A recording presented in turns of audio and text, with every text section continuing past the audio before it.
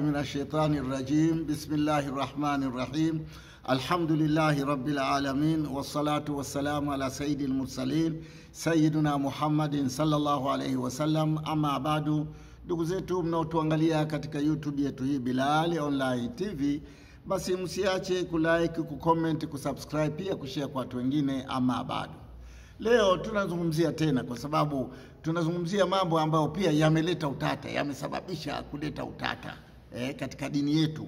Kwa hivyo nayo tumeona kwamba Bilal Online TV imeona nayo hayo pia iyazungumze, ili watu wa sasa wayatambue. Ndio nini hawa wanasema, watu wa kawaida wayatambue haya mambo. Kutosa kuyatambua na wale wanaoyatambua wakayapeleka wanavyotaka wao, basi hii imesababisha pia janga katika Uislamu. Katika Uislamu kuna maswahaba wa Mtume sallallahu alaihi wasallam, na katika maswahaba wa Mtume wanaotajikana sana ni sahaba Abu Bakari, Omari, Uthmani na wengine, na hawa ndio wanaoonekana kwamba ndio maswahaba wakubwa. Na mpaka hivi sasa watu ukiwauliza nini maana ya sahaba, nini maana ya maswahaba, ukiambia Omar sahaba maana yake nini na undani wa maana yake hii ni nini, hawezi kujua. Wengi hatujui, bali tunachukua sisi masahaba ni watu wakubwa sana, na ni kweli ni wakubwa, lakini sisi tunachukua ni watu wakubwa sana ambao wana sifa pia, akiondoka Mtume basi wao washike nafasi ya Mtume. Na ndio maana utakutia hadithi au utakutia mazungumzo yanaosema hivi, yanasema kwamba Mtume kasema kwamba kama utume unaendelea, basi ilikuwa nizamu ya Abu Bakari. Wengine wanasema lau kama utume unaendelea, basi ilikuwa ni dhamu ya Omari. Wengine wanasema kwamba lau utume ungeendelea, basi utume ungekuwa ni dhamu ya Uthmani, pia na Uthmani ingepata.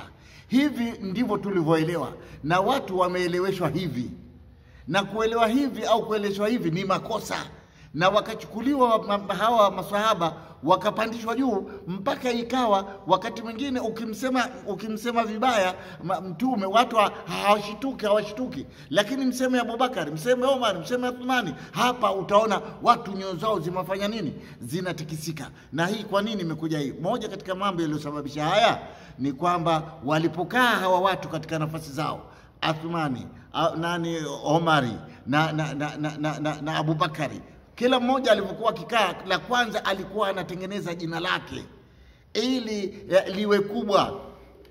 Lakini leo ukiwaambia na Mtume kasema rafiki, usimpende rafiki kiasi kikubwa, ukampenda mpaka kupitilia kiasi, kwa sababu siku moja anaweza kubadilika huyo rafiki akawa nani, akawa adui. Na usimchukie adui kiasi kikubwa, yani adui ukamchukia sana, siku moja anaweza kuwa rafiki.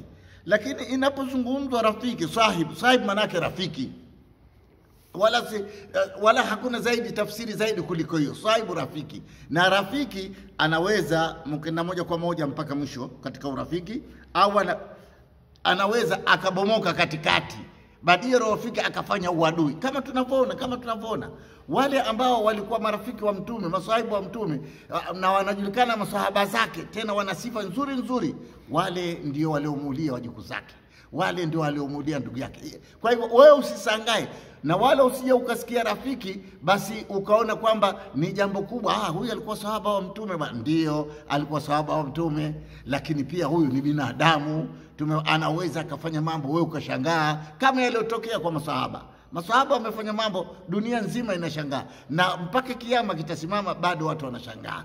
Lakini nini sahaba manake rafiki, hakuna tafsiri zaidi kama hiyo. Na leo nitakueleza jambo pengine utaona ajabu.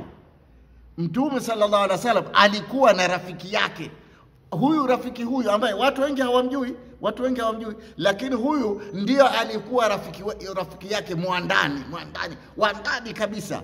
Na huyu ndio alikuwa akimpa siri zote zile, yale mambo ya siri yale, basi alikuwa akizungumza na sahiba yake huyu, Hudhaifa ibn al-Yaman.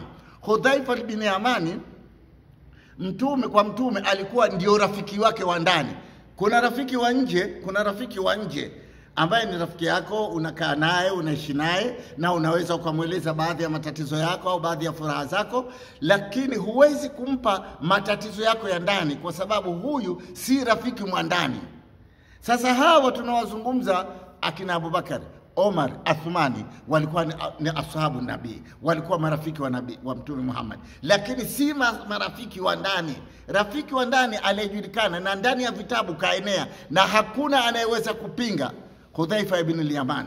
Yeye ndio alikuwa rafiki wake mwandani wa ndani, na siri zake aliamini nyingi kumpa huyu Hudhaifa ibn al-Yaman, kwa sababu alimuamini sana na aliona kwa taratibu zake anafaa kuaminiwa, mpaka akamfundisha ukitaka kumjua rafiki yangu Hudhaifa, ukitaka kumjua nani huyu mnafiki, ukitaka kumjua mnafiki, basi mtizame ndani ya sehemu fulani.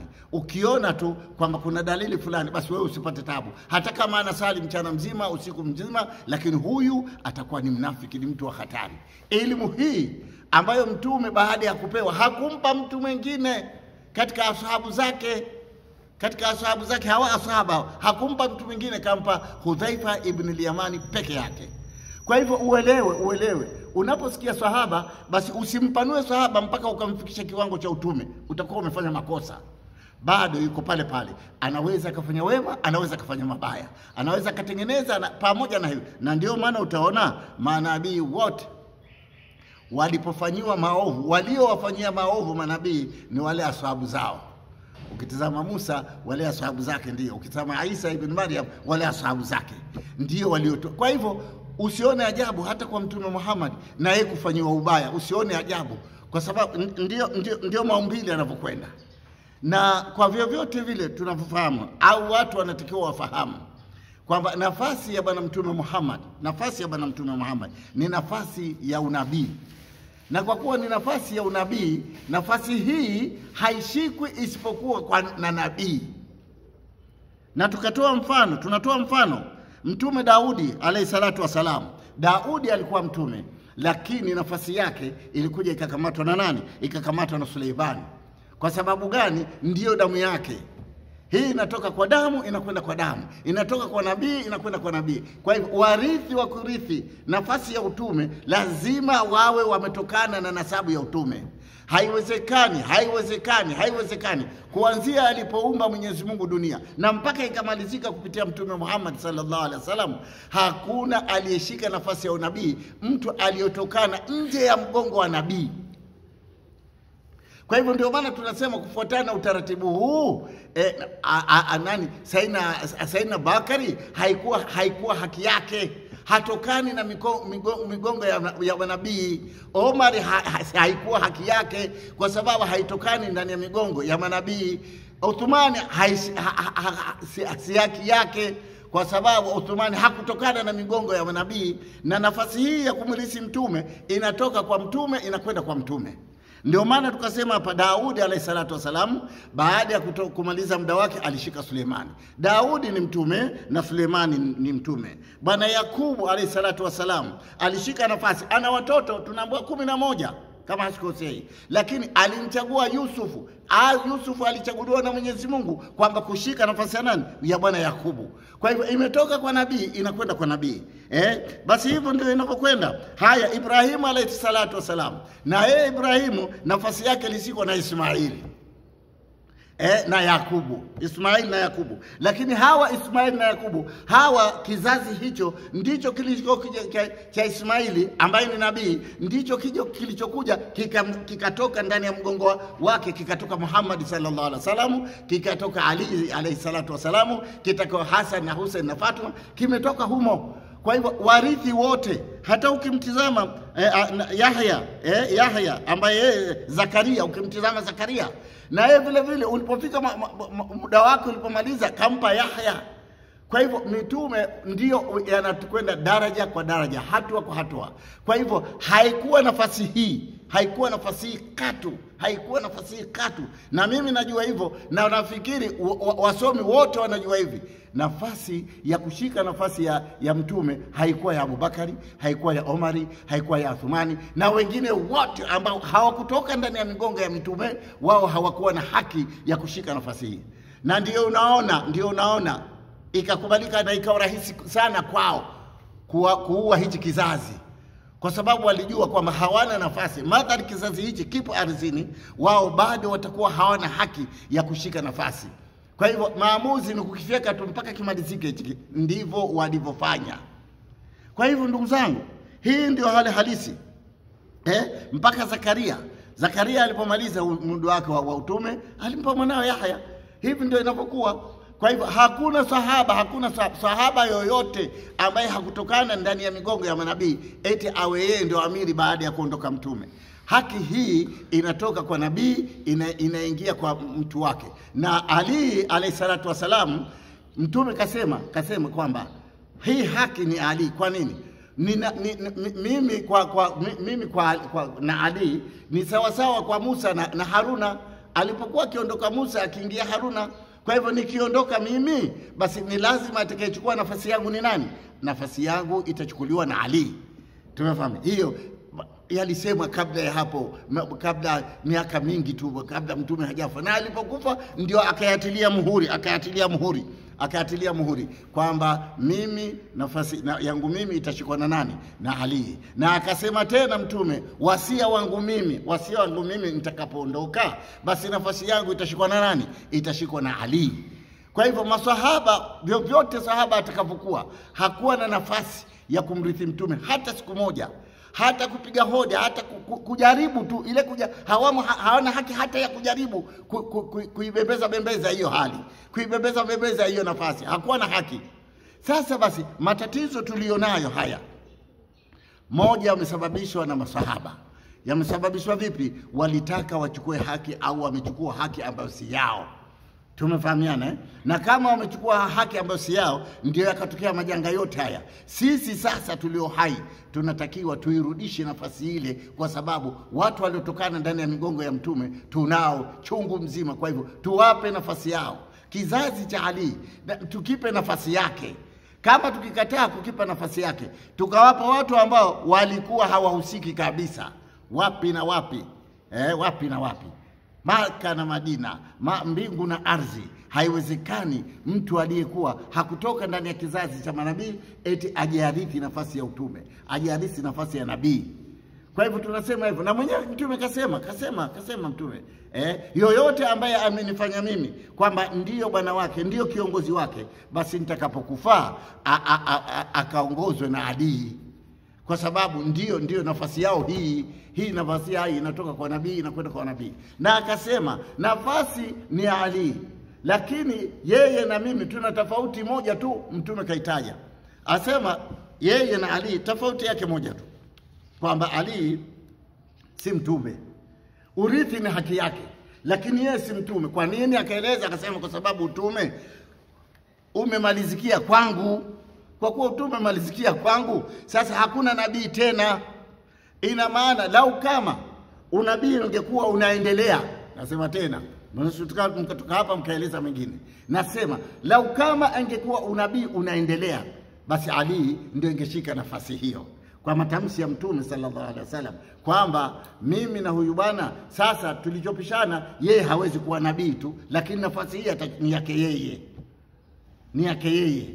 Na akasema nimekuachieni vizito viwili, kama mtashikamana navyo hamtopotea. Nimekuachieni kitabu na watu wa nyumba yangu. Watu wa nyumba yake wanaongozwa na nani? Wanaongozwa na Sayyidina Ali.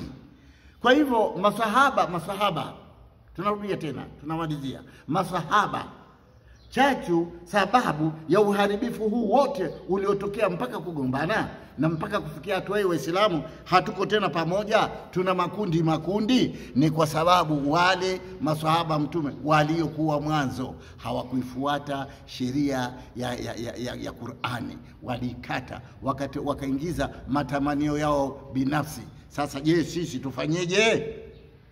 tufanyeje? Hawa tutawaachia na mapungufu yao.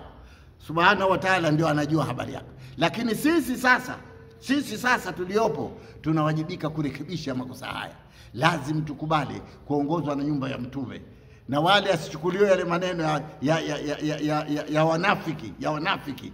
Sijui kama unavyofahamu, Omar sio mchezo bana, Uthman ndio sio mchezo, lakini nafasi walioingia sio yao. nafasi iliyoingia inatakiwa mtu aliyotokana ndani ya mgongo wa nabii ndio ashike nafasi hii.